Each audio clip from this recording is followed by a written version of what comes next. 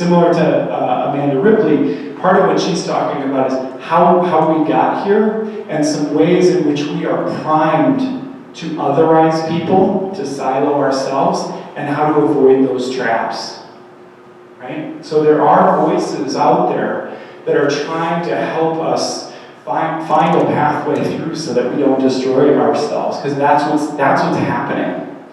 Cultures across the globe are threatened by this kind of divisiveness, right? This kind of right and wrong. And when we're vigilant, our kids are vigilant. And when our kids are vigilant, that's when societies start breaking apart at the seams. As people of faith, as people of peace, blessed are the peacemakers, right? That's in the Bible somewhere, right? Yes, it is. So that's our call. So read something that helps you to be a peacemaker, to help you be thoughtful, because our children need us to model that for them. Braver Angels. Anybody familiar with Braver Angels?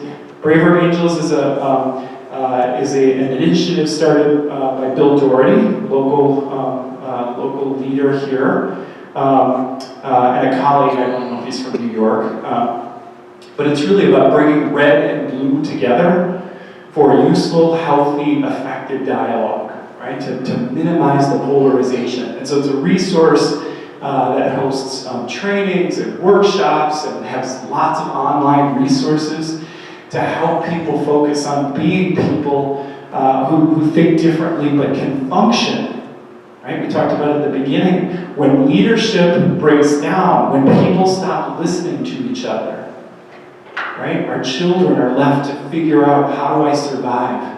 And everybody's in a hypervigilant state.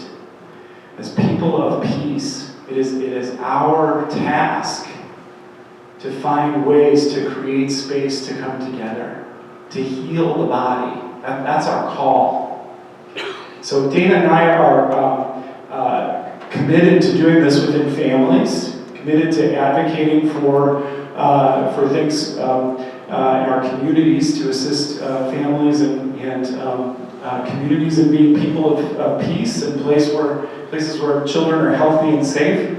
And as faith communities in our respective communities, that's something we believe we're called to do too. We're honored to be here today and be with you guys.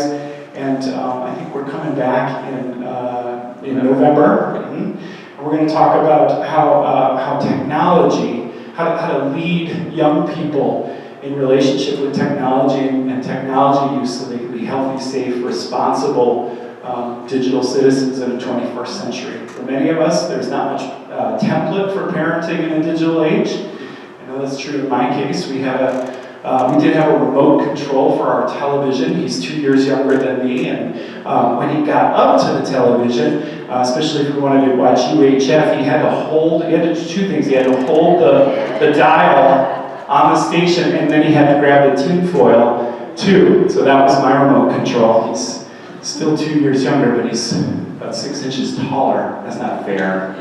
So that was our remote control, right? So the world has changed dramatically. We had a video game system called Intellivision. Anybody have Intellivision? Intellivision made you not want to play video games. And it worked.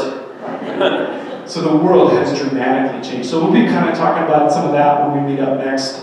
But really today, just an honor to be in it with you. Our job, our call. How do we, as people of faith, as a body of Christ, reduce the vigilance that is out there? That is our call.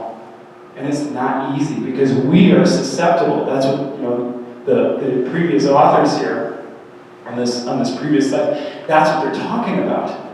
We are susceptible to being hooked by all of this. What we do is to go back to humility, go back to that call, of Dr. Martin Luther King, our values, trying to live our values in those hard moments, giving ourselves grace when we screw up, giving the other grace when they don't do it the way perhaps they wanted to have done it, right? So, go build a bar? Is that the message? With somebody who's different than you? I don't know if that's the message today. Dana and I will stick around. Any thoughts, questions, reactions? Nobody has any fruit to throw at us, so that's good. We've left the produce outside. The produce, thank you. It's good to be with you guys. We'll stick around for a few minutes if people have questions. Our practice is on the west side of Minneapolis.